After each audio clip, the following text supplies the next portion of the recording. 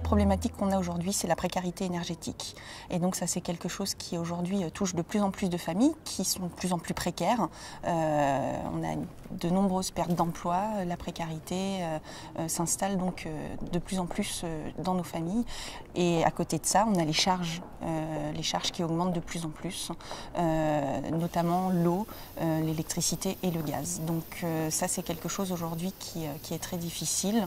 Et on essaye d'aider les familles aujourd'hui à intervenir sur leur propre consommation. Mais c'est vrai qu'il est aussi important de travailler à faire en sorte que les bâtiments soient les moins coûteux énergétiquement pour que les familles puissent s'en sortir financièrement.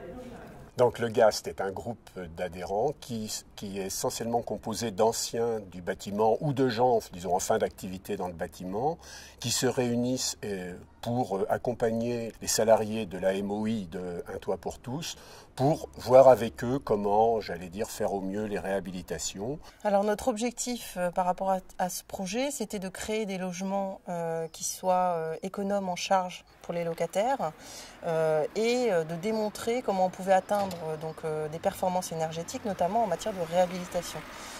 Puisqu'on arrive bien à construire des logements économes en charge, donc en termes de construction neuve, mais sur le champ de la réhabilitation, tout reste à faire. On regarde évidemment l'agencement, puis on essaye de regarder également tous les changements qu'il y a à faire pour améliorer au mieux la situation, mieux répartir les pièces éventuellement, et puis les modes de chauffage.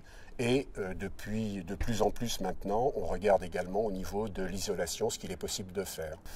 Le GAST servant lui plutôt à faire que les logements soient le moins énergivores possible. Lorsque les artisans ont répondu aux appels d'offres de chacun des plans, où on vérifie qu'on rentre toujours dans le budget et éventuellement on propose des modifications si jamais il y a des imprévus ou des choses comme ça. Et puis le GAST participe avec la MOI à la réception. C'est-à-dire qu'on connaît, et là on rencontre les artisans, puis on va voir que ce qu'on a demandé, comment ça se passe. Donc ça nous permet en même temps d'aider les gens de la MOI et aussi en même temps de voir ce qu'on fait est réaliste. Et qu'on n'a pas fait des demandes qui soient, j'allais dire, au-delà du raisonnable. Et à l'inverse, que c'est vraiment des endroits où il fera bon habiter, parce que notre but, c'est quand même que les gens soient dans des logements suffisamment bien pour qu'ils en profitent bien et qu'ils n'aient pas envie non plus de les dégrader. Ici, on est devant un bâtiment sur lequel on intervient sur l'ensemble.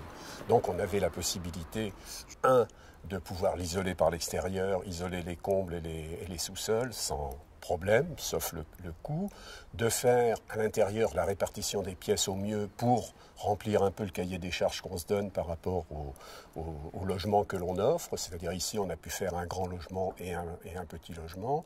Et ceci, bien évidemment, ça ne marche pas lorsque vous entrez dans une copro à 15 ou 20 logements. Pour nous, c'est un peu une expérience aussi sur laquelle on va essayer de tirer des leçons sur qu'est-ce qui est le meilleur au niveau des rendements énergétiques. Alors ici, on est dans une réhabilitation totale. On met vraiment le logement à nu pour ensuite reconstruire tout à l'intérieur en privilégiant une très forte isolation. On est sur un cahier des charges niveau BBC rénovation, c'est-à-dire une consommation de 104 kWh par mètre carré par an. Alors pour ce projet, on a vraiment réfléchi différemment des autres réhabilitations qu'on a pu réaliser jusqu'aujourd'hui. D'un point de vue conception, on a essayé de tendre vers des distributions pour avoir une maison pas bioclimatique, mais on a essayé de privilégier les pièces de vie au sud, etc. Et en fait, du coup, ça nous sert pour tous nos projets qui maintenant partent un peu du même principe. On réfléchit dès la conception à tendre vers des maisons qui vont consommer le moins possible.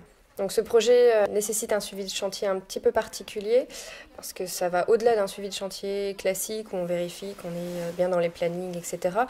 On est vraiment là tout au long du chantier pour vérifier la mise en œuvre, accompagner les entreprises pour être sûr qu'ils aient bien compris ce qu'on attendait au niveau du cahier des charges, notamment au point de vue étanchéité à l'air, mise en œuvre des isolants, etc.